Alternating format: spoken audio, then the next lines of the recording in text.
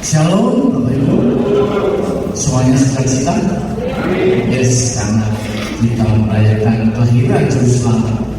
Ikut Yesus bukan karena supaya kita diberkati, supaya hutang kita lunas, supaya kita rumahnya mewah, mobilnya mewah, tetapi ikut Yesus adalah untuk satu keselamatan yang diberikan sebagai anugerah. Kita hidup kekal di surga.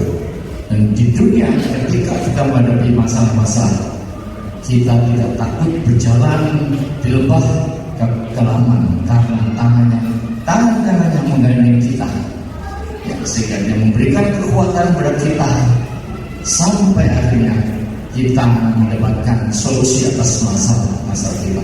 Itulah tujuan utama untuk mengikut Tuhan Yesus. Ya, jadi kalau ada yang mengikut Tuhan Yesus hanya karena berkat-berkat, dia akan kecewa ketika berkat itu tidak datang, dan dia akan meninggalkan Tuhan Yesus mencari pelarian yang seru, ya, alkohol, narkoba, perempuan dan sebagainya. Baiklah, sesuai dengan tema yang diberikan oleh Bapak Gembala Raja Samuel, maka tema sore ini adalah terang telah datang menyinari kegelapan dunia. Saudara, mengapa orang Majus itu datang dari jauh 2 tahun naik onta dari Persia sekarang ke Iran? Mereka mempersembahkan 3 persembahan, yaitu apa? Emas, minyak dan mur. Apa artinya itu?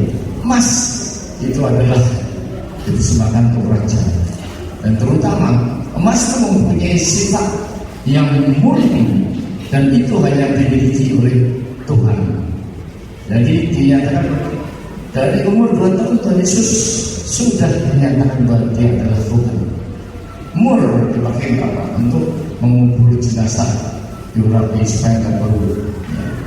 Jadi memang Tuhan Yesus dari lahir sudah dinubuatkan dia akan mati, tetapi dia pakai kembali, saudara. Dan kemudian dipakai untuk memuja, yang kita pakai kemenyan, ritual-ritual, jadi itu dengan kemenyan itu berarti Tuhan Yesus patut kita sembah. Karena itu Allah mencari penyembah dalam roh dan kebenaran. Ya, baik saudara. Nah, selain kelainan Tuhan Yesus, juga ketika itu orang Majus yang dulunya ke Herodes menanyakan tempat kelahiran Tuhan Yesus, dia nggak tahu.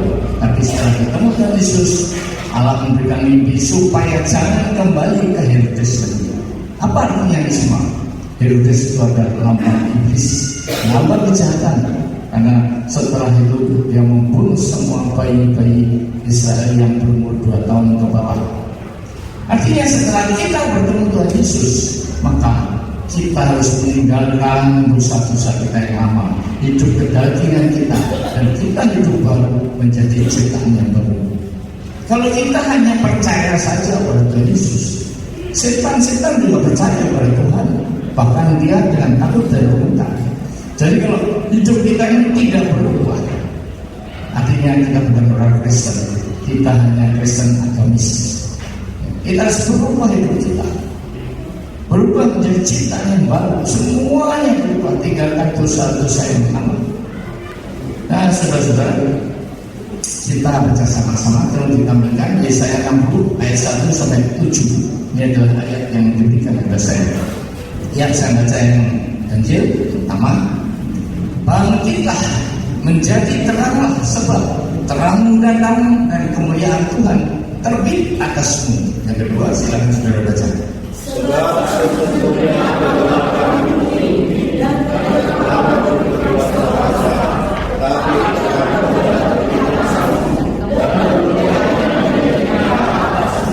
bangsa-bangsa berduyun-duyun datang kepada terangmu, dan raja-raja kepada cahaya yang terbit bagimu.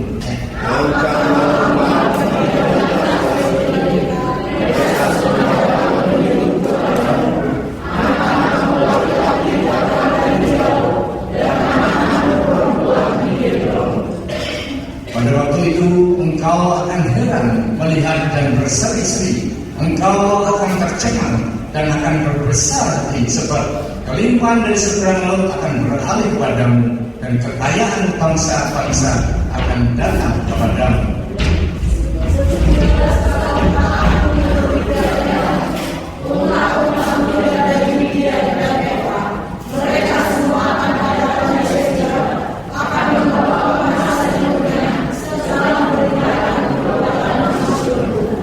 Ayat 7 kita baca sama-sama.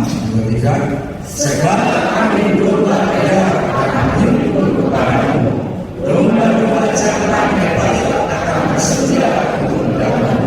Semuanya akan dipersembahkan dari segi suatu sebagai korban yang berkenan kepadamu, dan akan menyelamatkan. Amin. Berbahagialah orang yang mendengarkan firman Tuhan dan melakukannya dalam kehidupan sehari-hari.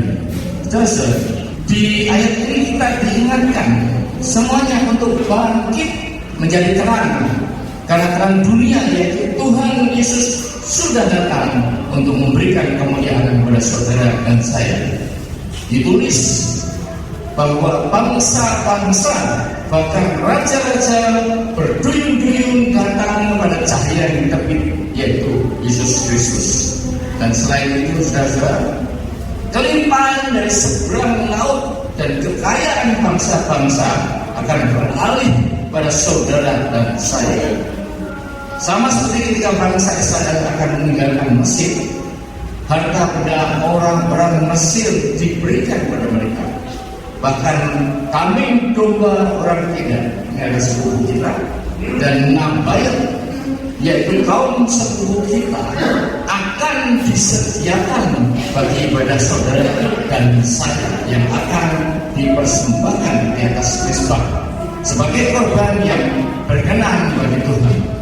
Apabila saudara mengenai semua, jadi semua itu kita akan berikan berkat-berkat lewat saudara-saudara kita kaum Kedar dan Nabayat.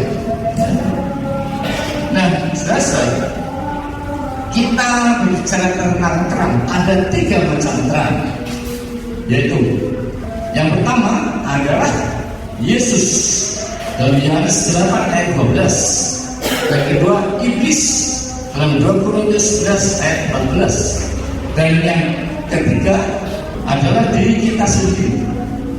Ya, nah saudara-saudara, kita akan bicara tentang Yesus sebagai terang dunia, yaitu di dalam Yohanes 8 ayat 21. Jadi kita baca sama-sama 2, 3. Maka Yesus berkata kepada orang banyak, katanya, akulah terang dunia. Barang siapa mengikut aku, ia tidak akan berjalan dalam kegelapan, melainkan dia akan mempunyai terang hidup. Janji yang dahsyat dari Tuhan Yesus. Terang Tuhan Yesus beda dengan terang matahari. Terang matahari menyinari semua, baik orang percaya maupun orang yang tidak percaya, percaya umum. Tetapi terang Yesus menyinari hanya atau anak-anaknya yang mau menerima dia sebagai juru selamat. Nah, ketika ada terang, maka kegelapan akan lenyap. Ketika lampu ini dimatikan semua, maka itu semuanya akan gelap. Tapi ketika lampu dinyalakan, maka terang itu akan terjadi. Ya.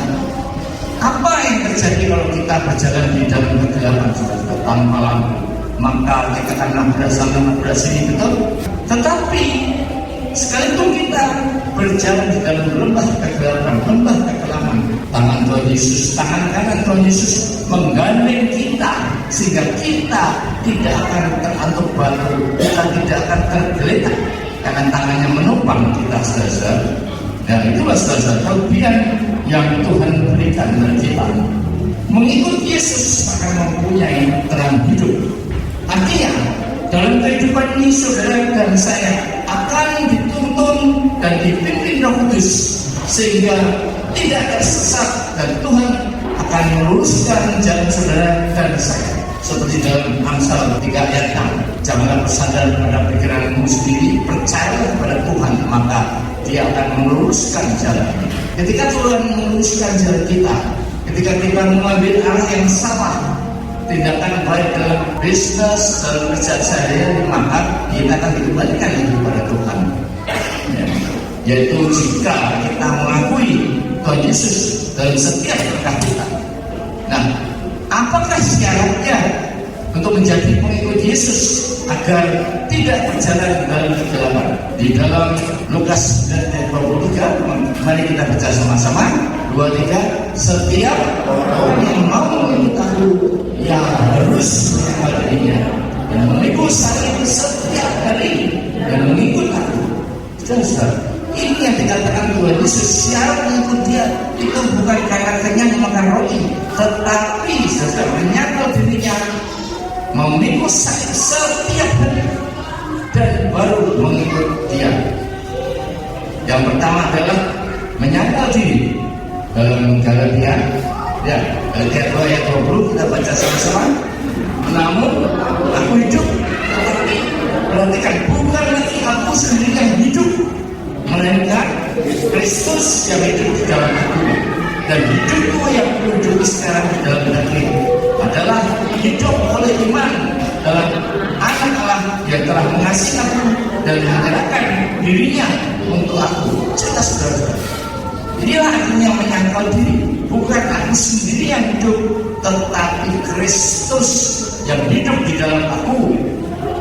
Dan hidupku sekarang adalah apa? Hidup oleh iman ya, dalam Anak Allah yang telah mengasihi aku dan menyerahkan dirinya ke aku. Saudara dan saya sudah dilunas oleh darah Kristus. Ya. Zaman dulu kalau orang dibeli lunas itu berarti apa? Dia menjadi budak beliau. Dan dia tidak punya hak apapun atas hidupnya. Kecuali apa saja yang diperintahkan oleh Tuhan pembelinya, dia harus lakukan.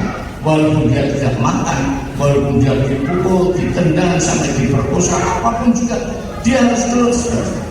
Karena itu kita ini sudah dibeli lunas oleh darah Tuhan Yesus. Jadi sebenarnya kita ini hamba Tuhan Yesus, kita tidak mempunyai hak lagi untuk hidup kita ini.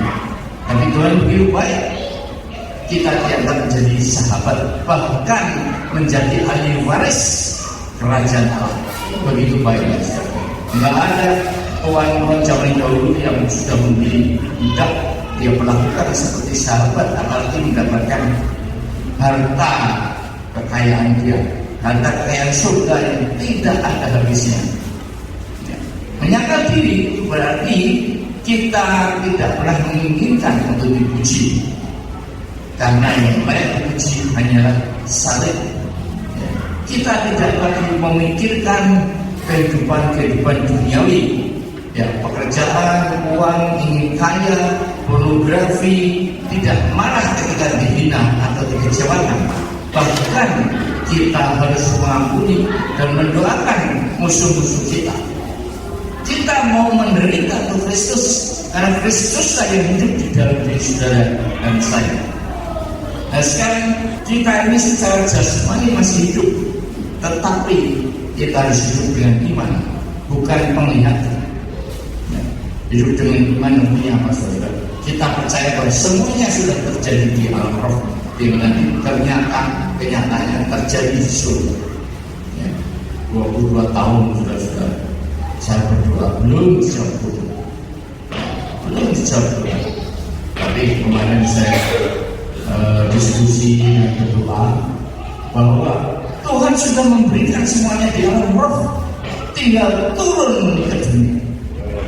Dan saudara, kalau saya boleh menyaksikan, kemarin saya sudah berberita bahwa tanah saya yang sudah 22 tahun tidak beres, sudah dapat tangan beres. Tepuk tangan buat Tuhan Yesus. Jadi kalau saudara-saudara berdoa tidak dijawab, itu jangan berkecil hati, ada waktunya.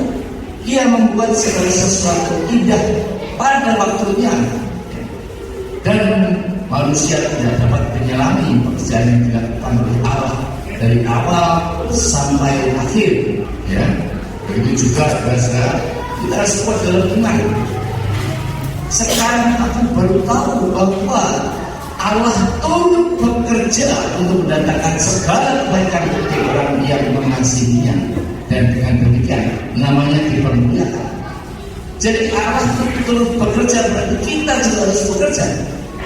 Ya, apakah dalam doa, apakah dalam tindakan, ya, supaya nanti kita akan kehendak Allah akan terjadi. Tapi ya tadi bagi orang yang mengasihi dia, dengan demikian namanya dipermuliakan. Jadi kalau kita nggak mengasihi, nggak mungkin itu akan terjadi. Ya. Jika Kristus atau benihnya itu hidup di dalam saudara dan saya, maka kita tidak akan dapat berbuat dosa lagi. Seperti dalam 1 Yohanes 3 ayat 9. Ya, kita baca sama-sama 2, 3. Setiap orang yang lahir dari Allah tidak berbuat dosa lagi, sebab benih lahir tetap ada di dalam dia, dan ia tidak dapat berbuat dosa karena ia lahir dari Allah. Nah, saudara-saudara, kalau saya benih atau Tuhan itu ada di dalam hidup saudara, maka saudara tidak akan dapat ikutan pelapor, ya.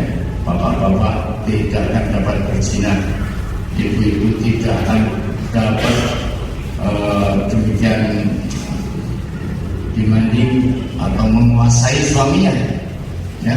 Suaminya seperti teror kasih nyawa, nurut aja sama istrinya seperti Adam ketika berdosa seharusnya dia tidak berdosa, tapi karena bujukan istrinya maka dia ikut berdosa. Dan terutama istri-istri itu yang dapat membujuk suami, ya, itu yang bahaya di situ. Pak, coba pegang Pak, sebelah menunggu apa kayak apa Pak, pengen, dan suaminya dibujuk-bujuk, akhirnya mau terus korupsi, mencuri, menipu itu, ya. Nanti akan dijelaskan bagaimana Hawa dapat jatuh ke dalam dosa. Nah, saudara dan saya mengingat bahwa Tuhan Yesus telah mengasihi kita terlebih dahulu ketika kita masih hidup di dalam dosa, dengan mengorbankan dirinya di atas kayu salib untuk menebus dosa saudara dan saya. Ingatlah saudara, kalau kita menderita, tidak ada artinya yang penderitaan Tuhan Yesus sebagai Tuhan diludahi, dihina, ditampar, dicambuk, disalib, menderita. Kita menderita karena apa? Tidak bisa makan, ya, sakit, nggak ada artinya saudara yang penderitaan Tuhan Yesus. Nah, saudara, makna lain yaitu di dalam Roma 8 ayat 9 dan 12 adalah pertama, kita tidak hidup dalam daging, melainkan dalam roh. Jika tidak memiliki roh Kristus, maka dia bukan milik Kristus. Dia juga akan menghidupkan tubuh fana saudara ketika nanti pengadilan tiba. Setiap orang akan dibangkitkan, besar dan kecil. Dan yang pertama dibangkitkan orang mati adalah ketika Tuhan turun di awan-awan. Baru kita yang sudah dipilih ini ikut terangkat. Nah, kalau tidak ikut terangkat, maka akan mengalami masa tribulasi atau masa kesukaran, di mana saudara akan disiksa, dikejar-kejar, dibunuh. Bahkan kalau tidak mau menyembah Inggris, maka saudara akan sangat tidak bisa membeli apa-apa tanpa chip.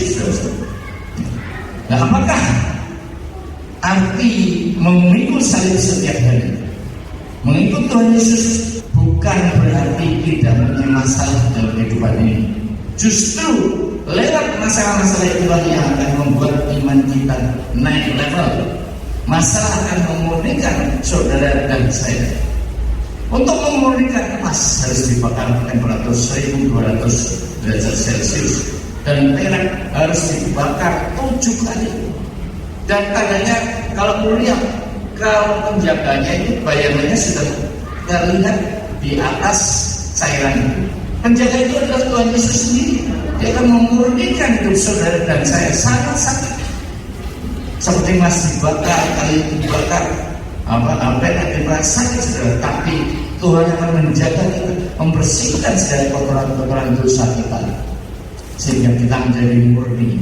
Yang seperti ulat, daun yang merusak, daun yang makan, tapi dia menjadi kupu-kupu yang indah lewat satu proses yaitu berpomong, di mana dia tidak makan minum bertapa. Itulah yang harus kita lakukan, harus kita jalani untuk menjadi manusia yang baru, berubah dari ulat yang hidupnya merusak menjadi kupu-kupu yang membantu penyembuhan bunga-bunga. Kita berguna menjadi saluran berkat bagi orang-orang di sekeliling kita, baik orang percaya maupun tidak. Dan ketika orang-orang yang belum percaya melihat kehidupan kita, mereka akan tertanya, oh ternyata orang-orang Kristen ini perlu kasih.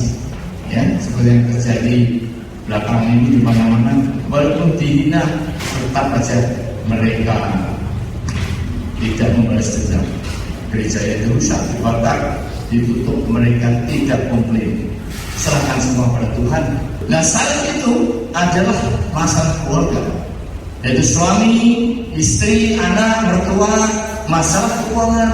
Mertua yang bawel selalu ikut campur urusan rumah tangga, menantu yang jahat pada mertuanya, anak yang terkena narkoba, hidup bebas sehingga hamil tanpa tahu siapa namanya, pelakor yang membuat rumah tangga berantakan, atau penipu yang membuat kita bangkrut. Itulah saudara-saudara, penderitaan masalah keuangan, sakit penyakit dan sebagainya, itu adalah sakit yang harus kita ikut. Saya punya teman, ini maaf ya, seorang hamba Tuhan, tapi istrinya itu salib buat dia. Kenapa? Kalau uang itu sudah masuk istrinya, dijahit kencang bisa keluar lagi sudah. Ya. Dan juga orang itu seperti orang kuper. Tamu-tamu datang dia malah masuk, suaminya yang melayani. Ini adalah suatu salib. Ya, bahkan ketemu saya baru jemput dari airport bersama suaminya dari luar negeri, menyapa saya saja tidak selesai. Jadi entah ini kuper atau sombong saya nggak tahu. Nah, itu salib buat pendeta itu, dia tidak bisa lepas. Ketika pendeta itu khotbah, istrinya datang ke gereja yang lain. Nah, ketika pendeta yang kita terima ini dan hanya dapat berdoa agar beban-beban itu dilepaskan untuk mendapatkan kekuatan dari Tuhan agar dapat menanggungnya, dan barulah semua syarat tadi menyangkal diri, memikul salib, barulah mengikut Tuhan seperti tentara yang mengikut komandannya.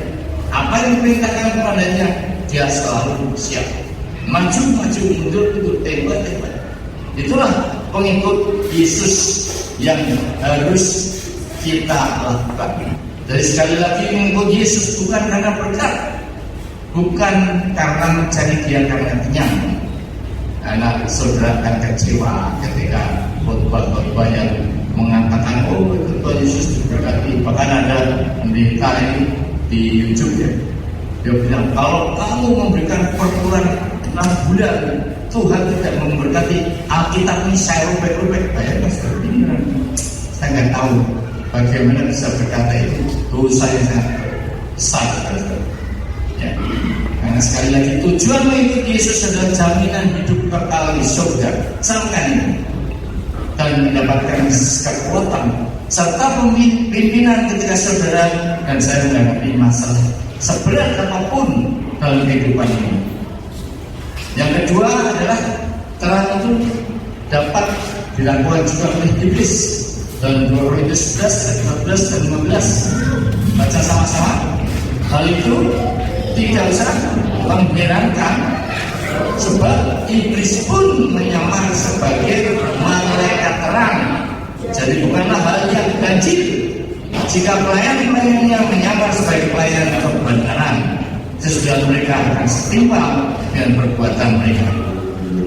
Arti kata menyamar adalah bukan yang sesungguhnya.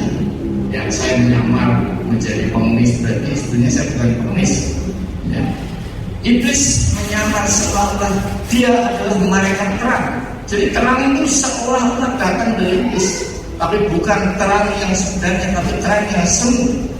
Karena iblis adalah kegelapan, bapak penipu dan pendusta. Nah, jika menjadi pengikut dia, maka dia akan menawarkan kekayaan, nama, jabatan dan sebagainya. Seperti ketika dia mencobai Tuhan Yesus, kalau engkau mau menyembah aku, seluruh dunia aku berikan kepada. Nah sekarang tinggal saudara-saudara, apakah mau menyembah iblis? Kalau mau menyembah iblis hanya karena kekayaan, nggak usah ke gereja sini, ya. Saudara-saudara kasih persembahan, harus nyanyi hidup baik, langsung aja ke Gunung Kawi, pasti dikasih. Nggak usah ke gereja, malah yang ada lebih kacau. Tapi jangan lupa, iblis itu minta balasan, minta korban. Tidak ada yang gratis bagi iblis. Nah iblis itu menggoda, mencobai manusia lewat panca indera ataupun tubuh, terutama lewat mata dan telinga. Dan dengan kelicikannya dia selalu menggunakan firman, karena iblis itu adalah Lucifer, malaikat penyembah tertinggi waktu itu. Tapi karena semuanya ingin menjadi anak, dijatuhkan ke dunia. Kita lihat bahwa Hawa dicobai iblis lewat mata dalam Kejadian 3 ayat 6. Ketika dia melihat bahwa buah itu bagus, enak rasanya, dan kemudian dia timbul pikirannya mendatangkan pengetahuan bahwa dia dapat menjadi seperti Allah. Kemudian kehendaknya terjadi. Kalau jangan namanya keluarnya orang ini. Nah, disitulah iblis melihat Hawa melihat mata. Dari mata timbul pikiran timbul kehendak, sehingga dimakannya buah itu dan diberikannya juga kepada suaminya. Demikian juga iblis mencobai lewat pendengaran. Ya, ketika Abraham mendengarkan suara Sarai untuk mengambil Hagar sebagai istrinya, itulah dia sedang wah, mungkin Hagar masih muda, Abraham sudah tua ya. Nah, ini bapak makanya jangan sampai tergoda. Ibu-ibu jangan punya pelayan seperti ini yang seksi, bahaya ya.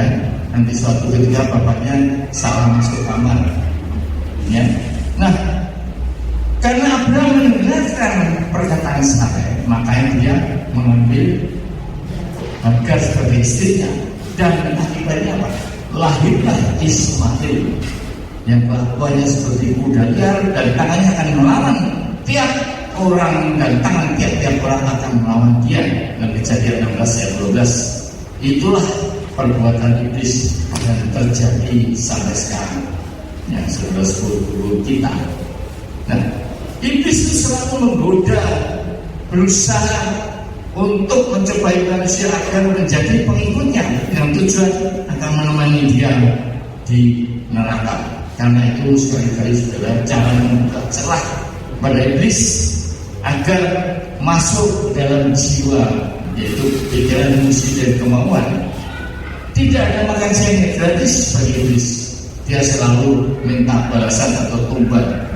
Untuk menyerahkan dirinya pada iblis itu sebetulnya banyak penyanyi-penyanyi terkenal. Dia dari dandanannya penyanyi-penyanyi metal, terutama dandanan seperti iblis. Itu mereka mengabdi pada iblis, ya. Yang paling parah lagi apa? Iblis akan membiarkan saudara mendengarkan firman atau mungkin ngobrol, tapi hanya mendengarkan, tidak menjadi pelaku firman. Itu nggak apa-apa. Tapi ketika saudara dekat dengan Tuhan, berdoa, mempunyai intimasi atau keintiman dengan Tuhan, itulah iblis akan bekerja, menggoda saudara. Tapi selama saudara menjadi orang percaya aja, iblis coba kayalah, biarin aja. Nah, saudara-saudara, bahkan kalau di gereja itu malaikat-malaikat bersembunyi. Nah, kenapa? Wah, jemaatnya itu lebih suci dari malaikat. Kalau di luar, iblis mau minta pensiun. Nah, gimana? Mereka berjinak, itu katanya godaan iblis yang senang manusia. Tetapi kalau iblis yang disalahkan, ya, mencuri itu godaan dari iblis, selalu itu. Makanya iblis, mendingan aku sudah nggak usah jadi iblis saja, mundur, ya. Sundel bolong itu pakainya mesti rapi, pakai long dress, bolongnya cuma di belakang. Ya, tapi ya, orang-orang sekarang juga di sini yang sebut saja disebut pakai top tank yang belum jadi, bolong di sana, bolong di sini, ya.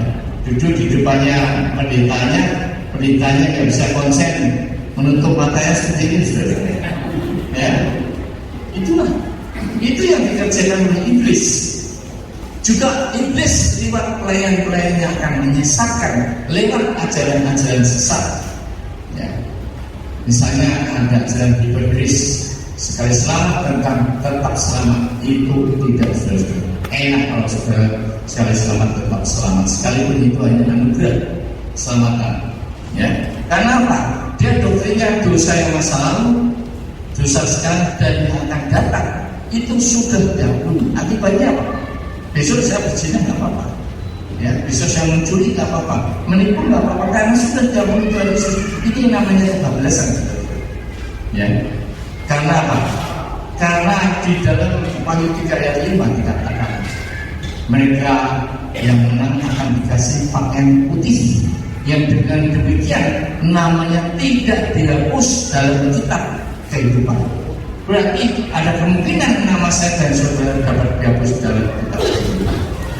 Yang dalam Wahyu 6 ayat 12 itu dikatakan bahwa mereka yang tidak ada namanya dalam kitab kehidupan dilimparkan kepada di dalam lautan api. Jadi saudara-saudara jangan terus sekali selamat tetap selamat, apa aja pokoknya jangan saudara. Karena Rasul Paulus juga berkata, kerjakan keselamatanmu dengan takut dan gentar. Ya. Jadi jaminan itu memang kalau Tuhan kasih karunia memberi selamat, maka itu terserah Tuhan, tapi kita harus siap-siap. Ya. Bahkan penjahat di samping Tuhan Yesus pun bertobat, dan pada hari ini juga termasuk dalam taman Firdaus. Tapi apa kuncinya? Bertobat. Kalau saudara tidak bertobat, jangan harap, ya, jangan harap saudara dapat selamat. Kemudian saudara di Wahyu, ya tadi sudah yang 20 ayat 15, untuk saya kasih ayatnya kembali supaya dapat dibaca. Ayat ini menyatakan bahwa aku tidak akan menghapus namanya dari kitab kehidupan. Berarti ada kemungkinan nama saudara dan saya dihapus dari kitab kehidupan. Ya, orang-orang yang tidak mendapatkan bagian dalam kerajaan Allah. Dalam Roma 6 ayat 9 dan 10 adalah orang yang tidak adil, orang cabul, penyembah berhala, pezina, banci, pemburit atau LGBT, pencuri, orang kikir, pemabuk, pemfitnah, dan penipu. Ya, yang ketiga sekarang adalah diri kita. Dalam Matius 5 ayat 16, mari baca sama-sama 2-3. Demikianlah hendaknya kamu percaya di depan orang, supaya mereka melihat perbuatanmu yang baik dan memuliakan Bapamu yang di surga. Ya saudara, berarti kita ini mempunyai tugas, ya, mempunyai tugas. Ketika kita sudah menerima terang dunia, maka kita harus menyalurkan terang itu pada orang-orang di sekeliling kita, terutama bagi mereka yang belum menerima Tuhan Yesus sebagai Juru Selamat. Dengan menyaksikan perbuatan kita, oh ternyata orang-orang Kristen itu lain, ya, penuh kasih, diejek juga tidak apa-apa, dihina juga tidak apa-apa, disakiti malah mendoakan lawan-lawannya. Itulah belum menjadikan orang-orang sekeliling kita yang belum menerima Tuhan Yesus akan tergerak menolong orang miskin, menghibur orang sakit, ya, memberitakan berita Injil dan berita keselamatan pada orang-orang yang belum menerima Yesus. Ya. Dan karena saudara memberitakan Injil, maka saudara akan mengalami penderitaan. Ya.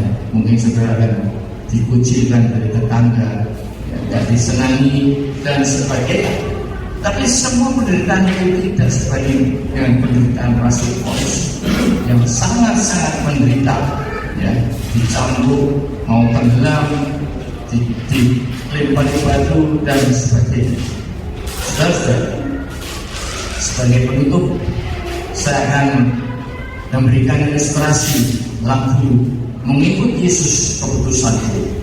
Ini adalah kejadian yang terjadi sebenarnya di desa Asang India. Satu keluarga, ayah, ibu anaknya 2 diadili oleh kepala desa, kepala suku dan semua penduduk yang ada, karena dia adalah orang Kristen, orang India adalah pemeluk agama Hindu. Dan ketika itu dia saya undang komisi, dia ditawari, kamu mau meninggalkan Kristus atau akan saya hukum, silakan maju. Dan kemudian untuk menghentikan itu anaknya yang laki-laki 2 dibunuh di hadapannya. Dia ditawarin lagi, kalau kamu nggak mau sekarang istrimu, dan istrinya ternyata dipenggal, dan akhirnya dia sendiri yang dibunuh dipenggal.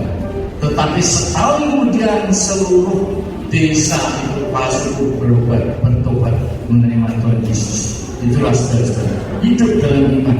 Sekalipun kita harus mati, hidup bagi Kristus dan mati adalah keuntungan.